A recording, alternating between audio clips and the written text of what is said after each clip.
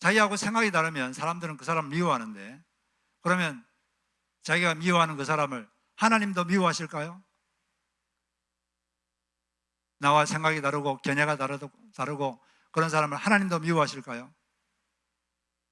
그런데 하나님은 여전히 그 사람을 사랑합니다. 여전히 그 사람은 구원의 대상이고, 여전히 그 사람은 하나님의 자비가 필요한 사람이고, 그런 사람이죠. 그렇기 때문에 우리는 자기하고 생각이 다른 사람, 자기가 동의할 수 없는 의견을 가진 사람, 자기가 동의할 수 없는 견해를 가진 사람이라도 너그럽게 대해주고 받아주는 관용이 필요한 줄로 믿습니다. 그 다음에 또 관용은 어떤 것이냐?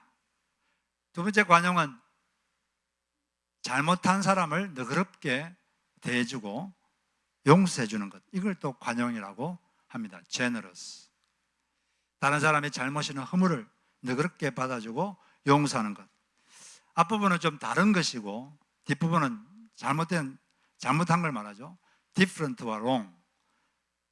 잘못한 사람에 대해서도 관용을 모든 사람이 알 수 있도록 해야 된다. 왜? 주님의 재림이 가까울수록 더욱 그렇게 해야 된다고 했습니다. 왜냐하면 왜 우리가 그렇게 해야 되느냐? 하나님이 우리에게 너그럽게 대해주셨기 때문입니다. 하나님께서 우리를 너그럽게 대해주지 않으시고 하나님의 공의대로만 우리를 대하셨다면 우리는 하나님 앞에 서기가 힘듭니다. 만약에 하나님께서 너그럽게 대하지 않고 공의롭게만 대했다면 여러분들 말고 저는 죽어도 10,000번은 죽었을 거예요. 하나님 앞에 잘못한 게 많아서. 근데 하나님께서 너그럽게 대해주셨기 때문에 제가 지금 죽지 않고 이렇게 살아 있습니다. 하나님은 우리를 참 너그럽게 대해주시죠. 우리를 용서해 주시고 또 다시 일어설 수 있도록 해주시고, 하나님은 참 너그러운 분입니다. 그렇기 때문에 우리도 다른 사람에게 너그럽기를 하나님은 원하시는 거죠. 예수님께서는 마태복음 18장에서 우리가 하나님께 잘못한 크기와 또 다른 사람이 우리에게 잘못한 것의 크기, 그 두 가지 크기를 돈 액수로 비교해 보인 적이 있습니다. 우리가 하나님께 잘못한 것은 얼마나 큰가, 그리고 다른 사람이 우리에게 잘못한 것은 얼마나 큰가, 그 크기를 예수님이 계산법으로 계산해서 우리에게 말씀해 준 적이 있어요. 거기 보면은 우리가 하나님께 잘못한 것의 크기는 돈 액수로 치면은 10,000달란트입니다. 한 달란트는 어느 정도냐면 한 달란트는 6,000데나리온이에요. 한 데나리온은 하루 일당입니다. 그러면 요즘 오렌지 카운티에서 25인 이하의 고용인을 가진 사업장의 최저임금은 17달러입니다. 최저임금으로 계산해서 하루 8시간 일한다고 하면 그럼 6,000데나리온, 1달란트가 6,000데나리거든요. 16년 일한 거예요. 근데 1달란트가 아니고 10,000달란트니까 이걸 제가 계산해 보니까 최저임금으로 해도 82억 달러, 82억 달러 됩니다. 아주 천문학적인 숫자죠.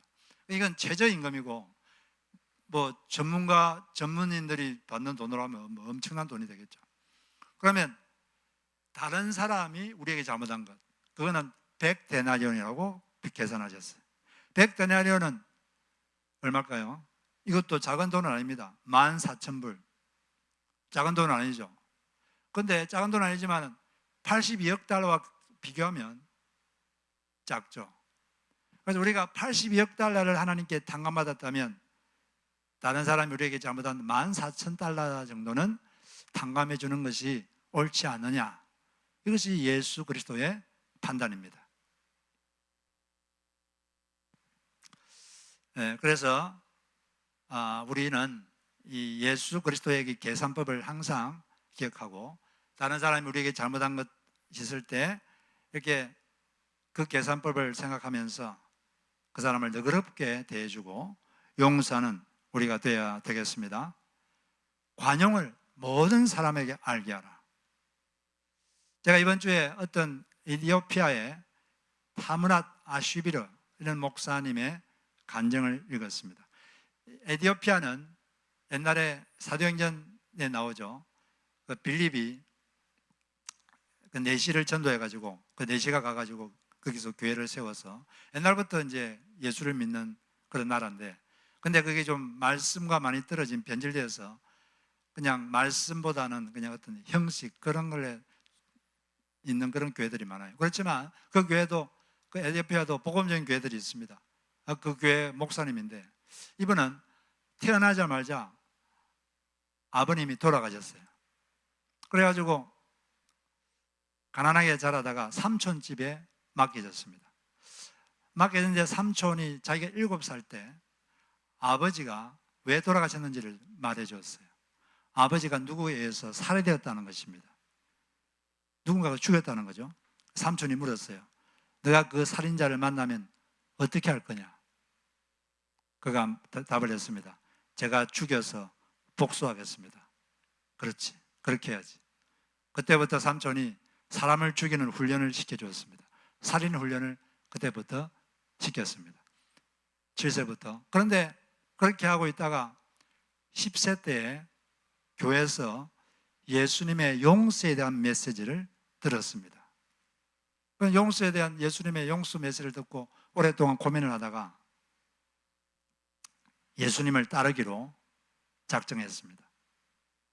그리고 그 자기가 예수님을 따르기로 작정했다고 하니까 삼촌이 화를 버럭 내면서 쫓아냈어요. 갈 데가 없어서 거리에서 살았습니다.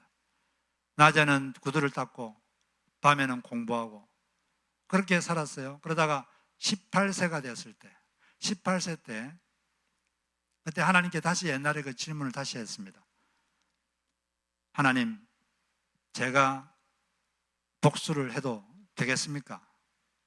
그러니까 그걸 가지고 7일 동안 매일 밤 기도했어요. 7일 동안 계속 그걸 가지고 제가 복수해도 괜찮겠습니까? 계속 기도했는데 7일째 마지막 날 주님께서 그 마음속에 이렇게 말씀하셨습니다. 나는 너가 그 사람을 사랑하기를 원한다. 그 사람을 용서하기를 원한다. 그 음성을 듣고 그는 걸어서 180마일을 걸어서 그 사람을 만나러 갔습니다. 차도 간 게 아니라 180마일을 걸어서 갔어요. 걸어가지고 그 사람 집에 문을 두드리고 그 사람 문을 여니까 예수님이 당신을 사랑합니다. 그러니까 그 사람이 허허허, 그런 것은 백인들이나 믿는 것이지요. 그때 이 사람이 말했습니다. 저는 당신 목숨은 제 손에 달려 있습니다. 저는 당신이 18년 전에 죽인 사람의 아들입니다. 저는 복수하러 여기 온 게 아닙니다. 당신을 용서하러 왔습니다. 왜냐하면 예수님께서 제 삶을 완전히 바꾸셨기 때문입니다. 그 말에 그 남자는 눈물을 흘렸습니다. 그리고 무너졌어요. 자기 집에 들어오라고 하고서는 이야기를 듣고 그날 밤에 그 사람이 믿는 예수님을 믿기로 했습니다. 그리고 가족 모두가 다 예수님을 따르는 삶을 살기로 작정을 하게 됐습니다. 그리고 이 청년은 그 목사가 돼서 에티오피아에 지금도 활발하게 사역을 하고 있는 것입니다. 그래서 예수님의 재림이 가까울수록 세상은 사랑이 식어집니다. 그럴 때일수록 우리 예수 믿는 사람들은 오늘 이 말씀처럼 너희 관용을 모든 사람에게 알게 하라. 모든 사람이 명명백백히 알 수 있도록 관용이 충만한 삶을 살아라. 이것이 오늘 우리 주님께서 우리에게 주시는 메시지입니다. 주님께서 가까우시기 때문에 관용 있는 삶을 살아야 되고 바로 그 다음에 또 아무것도 염려하지 말아라. 이런 염려에 대한 말씀을 하고 있습니다. 왜 갑자기 또 염려에 대한 말씀을 할까요?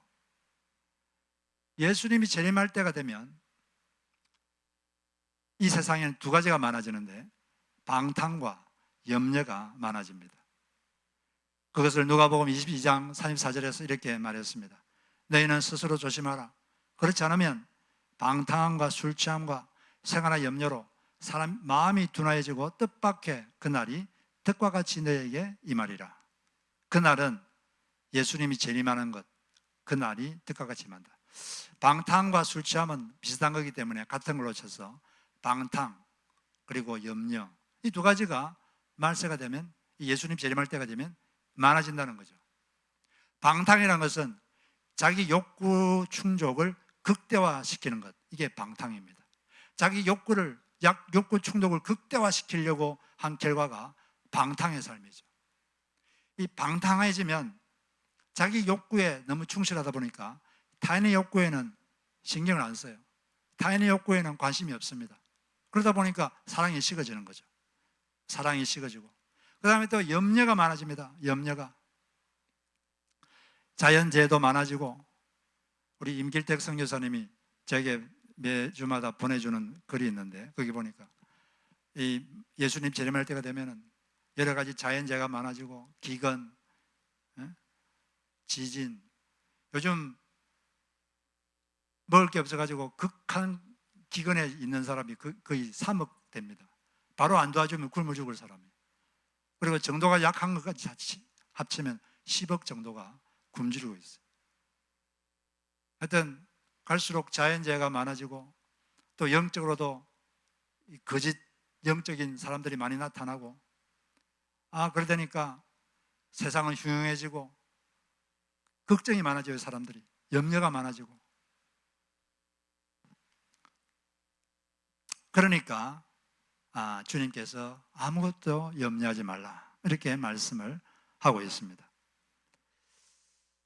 염려가 찾아올 때 어떻게 되느냐, 그 방법을 4장 6절에서 한 가지 방법을 말하고 있습니다. 그렇게 하면 4장 7절과 같은 결과가 나올 것이다. 4장 7절은 하나님의 평강이 너의 마음을 지켜줄 것이다. 하나님의 평강이라는 것은 하나님으로부터 오는 평강, 그것이 너의 마음을 지켜줄 것이다. 그러면 먼저 우리가 왜 하나님 우리 보고 염려하지 말라고 하는가? 왜 근심하지 말라고 하는가? 우리가 근심하면 하나님이 너무 마음이 아프기 때문입니다. 하나님은 우리를 너무 사랑하는 우리의 아버지죠. 여러분들도 다 자식들이 있을 텐데, 여러분들은 자녀들이 여러분 앞에서 뭐가 걱정이 돼가지고 얼굴이 찌푸둥해지고 얼굴이 어둡고 막 한숨을 푹푹 쉬면, 그걸 보고 있으면 여러분 마음이 어떻습니까? 부모 마음이 죽을 지경이죠. 부모 마음이 그렇죠.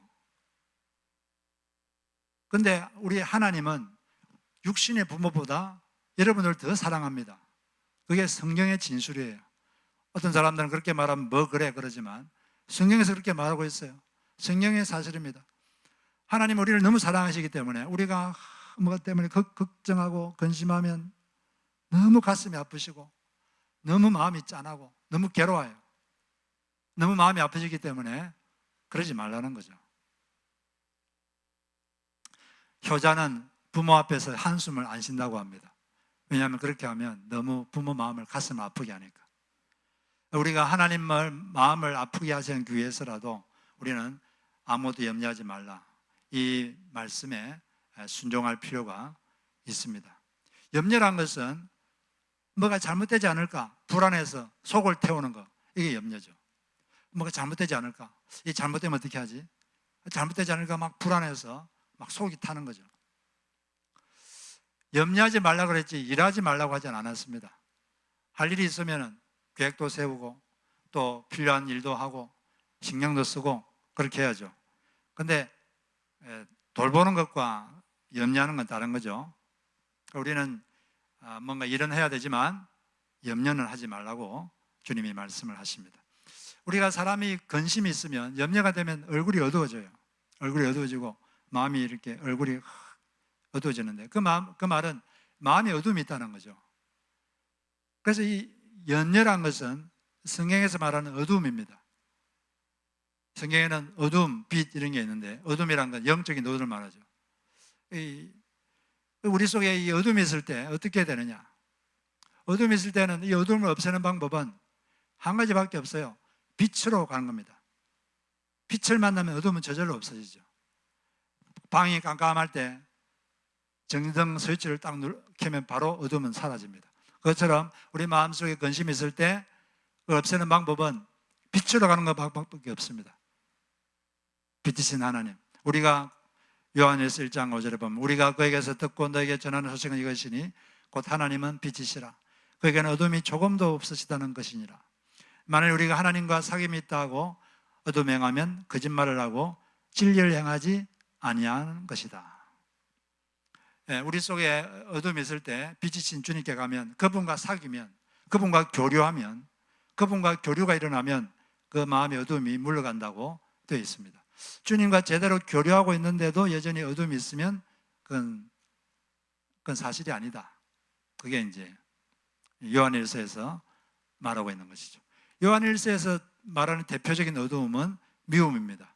미움을 이제 대표적 어두움으로 하고 있는데, 물론 우리가 살다 보면 어두움이 올 수 있죠. 일시적으로 어떤 일이 생기면 근심도 생길 수 있고 뭐 이런 일도 생기고 저는 마음이 어두워질 수 있습니다. 그러나 그걸 계속 내버려 두는 것은 문제가 있는 거죠.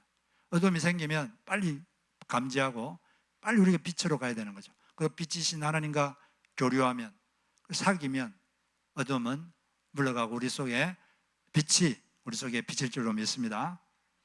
어떻게 그러면 빛이신 하나님과 이렇게 사귀느냐, 어떻게 교류하느냐?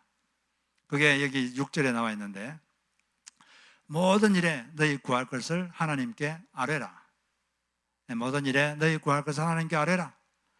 이 모든 일이라는 것은 무슨 일이냐? 염려가 되는 모든 일, 걱정되는 모든 일을 하나님께 아뢰라. 자기가 할 수 있는 일은 하고 못한 일은 기도로 맡기는 거죠. 맡기는 게 아뢰는 거죠. 우리가 하나님께 아뢰는다는 건 하나님이 정보를 모르니까 알게 해준다 그런 게 아니죠. 하나님은 모든 걸 다 알고 계십니다. 정보를 제공한다 그런 게 아니고, 하나님 모르시니까 내가 모르시니까 좀 가르쳐 드려야지 그런 게 아니죠. 하나님 다 알고 계시지만 우리의 마음을 표현하는 것입니다. 마음을 표현함으로써 너와 내가 영적으로 교류하자, 우리와 교류를 하자, 우리가 대화를 하자. 그게 하나님이 너무나 원하시는 것입니다. 우리를 너무 사랑하시기 때문에 우리와 대화하기를 원하시고 우리와 교류하기를 원하시는 것, 영적 교류를 원하시는 것입니다. 그래서 하나님께서 이 교류를 너무 원하시기 때문에 하나님께서 우리 인간에게 은혜를 내려주는 방법으로 택하신 것이 기도하는 것입니다. 하나님께서 우리에게 은혜를 주고 싶어 하시는데 그 은혜를 내려주는 수단, 방편으로 삼는 것이 바로 기도하는 것, 하나님과 대화하는 것. 그만큼 하나님 우리와 좀 대화를 하고 싶어요. 여러분들은 일주일 동안 주님과 얼마나 대화하셨습니까? 한번 시간을 한번 따져보세요. 하나님하고 여러분 일주일 동안 한 시간 대화 좀 하셨습니까? 한 시간 안 되면 30분? 30분 아니면 10분? 5분? 1분?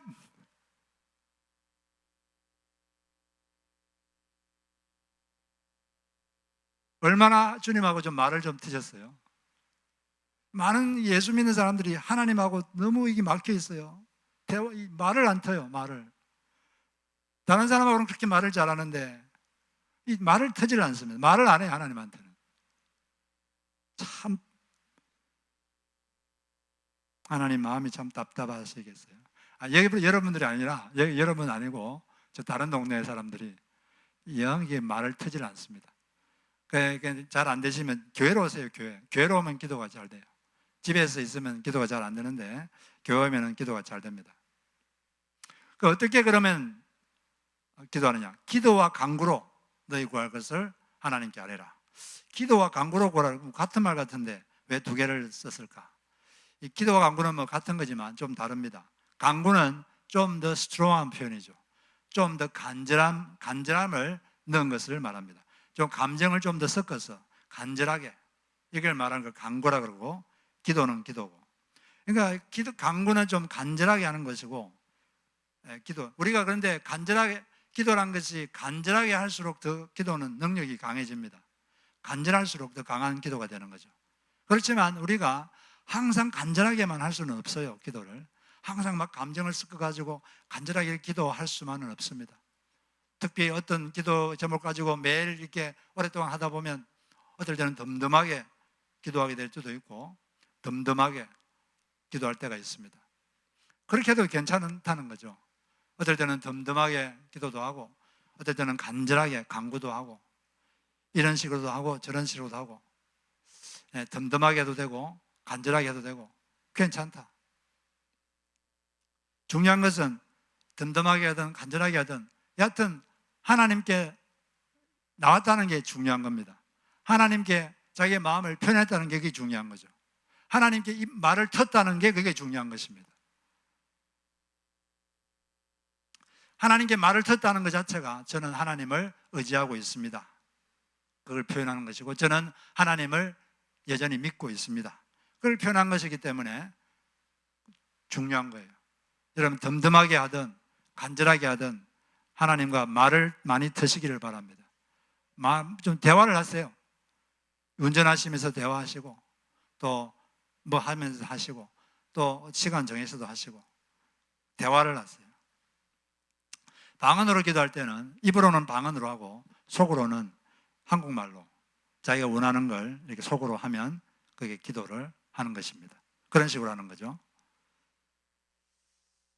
그리고 또 그 다음에 감사함으로 하나님께 아뢰라, 그렇게 말했는데, 염려되는 게 있을 때 그걸 하나님께 마음을 표현할 때 감사하는 마음으로 해야 된다. 감사하면서 해야 된다. 그럼 뭘 감사해야 되느냐? 뭘 감사하라는 거죠?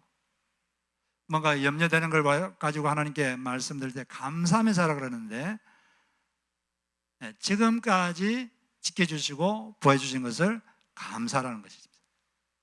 예를 들어서 만약 건강을 위해서 기도한다, 지금 건강이 막 걱정돼 가지고 기도한다 그러면은 먼저 지금까지 지켜주시고 보호해주시고 해준 것을 먼저 감사하는 것입니다. 감사하면서 또 하나님, 또 자기가 걱정되는 걸 하나님께 아뢰는 것이죠. 더 큰 병을 안 가지는 것도 감사한 거 아닙니까? 장애를 가진 사람들의 아주 간절한 기도 제목이 있다고 합니다. 그것은 뭐냐? 그냥 자기 발로 걸어 다니는 것. 이게 간절한 기도 제목이에요. 우리는 그런 걸 생각하면 사실 감사할 게 많습니다. 또 뭔가 물질적 공급을 위해서 기도할 때는 지금까지 하나님께서 여러 가지 방식으로 공급해 주신 것, 그걸 이제 감사하는 거죠. 그걸 감사하면서 기도하라는 것입니다. 그리고 누군가를 위해서 기도할 때는 그 사람 때문에 지금까지 고마운 점, 여러분 누군가를 위해서 기도할 때 그 사람 때문에 고마운 점이 있잖아요. 고마운 게 많죠. 그런 걸 먼저 고마워하면서 감사하는 마음으로 또 기도하는 거죠. 지금까지 지켜주시고 은혜 주신 것, 그걸 감사함을 표현하면서 감사한 분위기 가운데서 기도를 하라는 것입니다. 그리고 또 미래를 생각하면서 감사해야 되는데, 미래를 뭘 위해서 감사하느냐? 어떤 상황이 도달하든 모든 상황을 감당하게 하실 것에 감사하는 것입니다. 앞으로 어떤 상황에서도 능히 감당하게 하실 것을 감사하는 거죠. 지난주에 우리가 빌립보서 4장 13절을 공부했는데, 우리에게 능력 주시는 자 안에서 우리가 모든 것을 할 수 있느니라. 어떤 상황이 와도 우리를 일단 능히 감당할 수 있도록 능력 주실 그 하나님께 감사하는 것이죠. 그리고 또 하나님께서는 협력하여 선을 이루신다고 말씀하셨는데, 지금 어려움이 있지만 협력하여 선을 이루어 주실 하나님께 미리 감사하면서 하나님께 여러분 염려되는 것을 아뢰는 여러분 되시기를 바랍니다. 그러면은 하나님의 평강이, 하나님으로부터 오는 평안이 지각을 뛰어난, 이 지각이라는 건 생각을 말하는데, 인간의 생각을 초월한, 인간이 생각할 수 없는 그런 하나님의 평강, 하나님으로부터 오는 평강이, 인간의 이해력을 초월한 그런 하나님의 평강이 우리의 마음을 지켜주시고 우리의 생각을 지켜줄 것이다. 어둠이 물러가고 빛이 우리의 마음을 충만하게 채워준다는 것입니다. 그런 경험을 여러분 하시기를 주의 이름으로 축복합니다. 그럼 이제 이렇게 염려가 왔을 때 감사하면서 기도와 간구로 우리의 마음을 표현함으로써 하나님의 평강이 임했는데, 2m 이게 이제 약속이잖아요.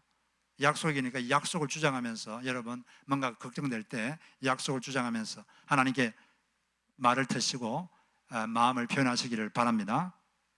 이제 평안이 임했는데 임한 것도 중요한데 더 중요한 건 이 마음의 평안을 유지하는 게 중요해요. 어떻게 유지할 것인가? 8절 9절에 답이 나와 있습니다.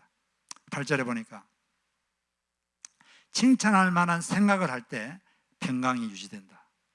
생각의 콘텐츠를 선별해서 생각해야 됩니다. 아무거나 생각하면 안 되고 8절에 보니까 끝으로 형제들아 무엇이든지 참되며 무엇이든지 참된 것을 생각하라.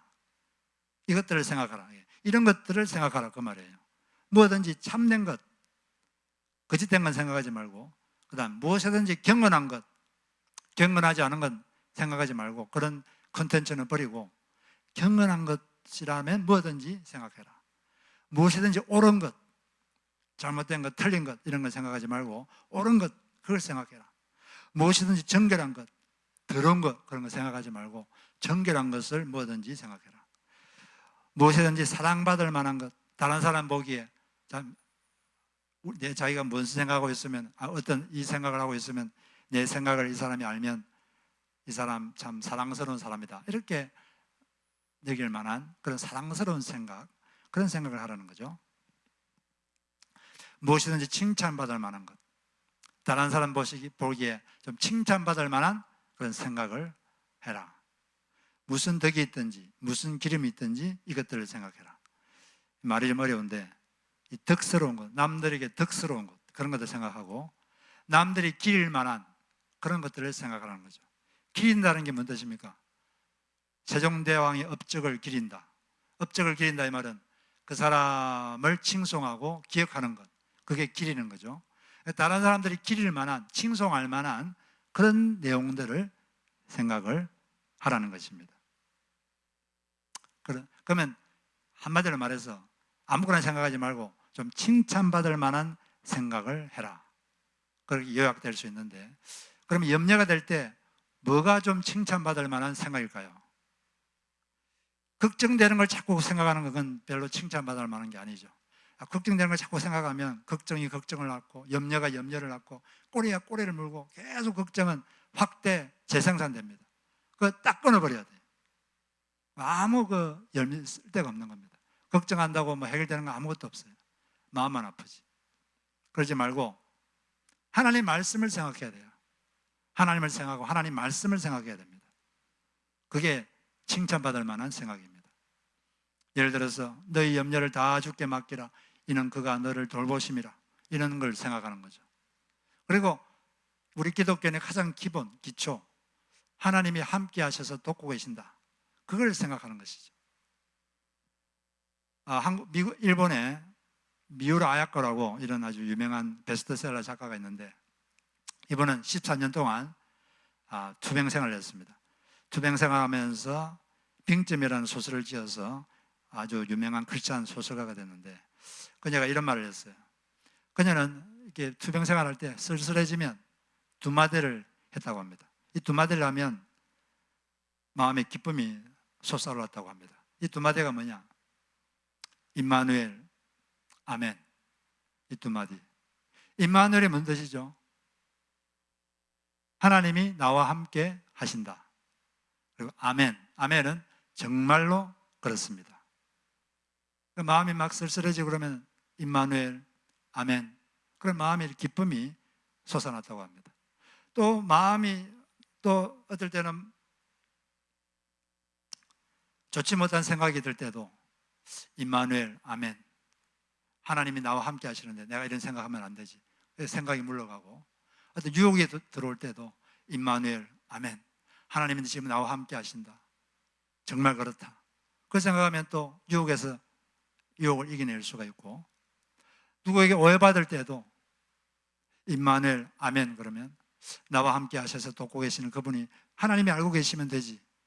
그러면 또 마음의 기쁨이 솟아오르고 그런 것을 많이 느꼈다고 합니다. 여러분들도 걱정이 될 때 기본으로 돌아가세요. 기본. 막 복잡한 거 생각하지 말고 기본. 하나님이 함께 하셔서 돕고 계신다. 임마누엘, 아멘. 따라해 보겠습니다. 임마누엘, 아멘. 하나님이 함께 하셔서 돕고 계신다. 정말로 그렇다.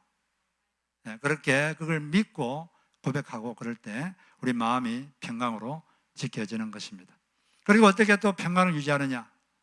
여기 9절에 나와 있습니다. 9절, 너희는 내게 배우고 받고 듣고 본 바를 행하라. 그리하면 평강의 하나님이 너희와 함께 계시리라. 평강의 하나님이 계신다 이 말은 하나님의 평강이 너희를 함께 지켜준다. 어떻게 하면? 영적으로 배우고 전수받고 듣고 또 남들이 본으로 보여준 것, 이걸 실천할 때 우리 마음에 평강이 넘친다. 실천하지 않으면, 알아도 행하지 않으면 그런 게 없는 거죠. 악인에게는 평강이 없느니라. 악인이란 건 하나님이 싫어하는 일을 하는 것, 그 사람이 악인입니다. 그런 사람에게는 평강이 없어지고 있는 것도 다 없어지죠. 이사야 48장 22절에 보니 이사야 48장 17절에 보면 여호와께서 이르시되 나는 너에게 유익하도록 가르치고 너를 마땅히 행할 길로 인도하는 내 하나님 여호와라. 너가 나의 명령에 주의하였더라면 너의 평강이 강과 같았겠고 너의 공의가 바다 물결 같았을 것이라. 하나님은 우리에게 유익한 것을 가르치고 우리가 마땅히 행할 길, 가치 있는 것을 인도하는 분인데 그분의 명령에 주의하면 우리의 평강이 강처럼 흐를 줄로 믿습니다. 이처럼 칭찬만을 많은 생각, 하나님 말씀, 그런 생각을 자꾸 하시고 또 여러분 영적으로 배운 걸 알고만 있지 말고 작은 거라도 실천하셔서 하나님이 주시는 평강이 강물처럼 흘러 넘치기를 바랍니다. 우리 말씀을 요약하면 예수님이 재림에 가까울수록 사랑이 식어지기 때문에 우리는 모든 사람이 알 수 있도록 명명백백히 알 수 있도록 관용이 많은 사람이 되어야 되는 것입니다. 하나님이 너그러운 분이기 때문에 우리도 남에게 너그럽게 되어야 됩니다. 우리와 생각이 다른 사람, 그 사람을 여전히 그 사람을 하나님은 사랑한다는 걸 기억하고 그 사람은 구원의 대상입니다. 그 사람을 너그럽게 대하고 받아주시기를 바랍니다. 그리고 잘못한 사람을 너그럽게 대해주시고 용서해 주시기 바랍니다. 하나님 우리에게 그렇게 하셨기 때문에 그렇습니다. 그리고 마음이 염려가 있을 때 감사하는 마음으로 지금까지 지켜주시고 보여주신 걸 감사하면서 하나님께 이런 마음을 아뢰 때 하나님께서 여러분 마음속에 큰 평안을 주실 줄로 믿습니다. 그것을 경험하는 우리 모두가 되기를 바랍니다. 자, 우리 같이 찬양을 한 곡 부르고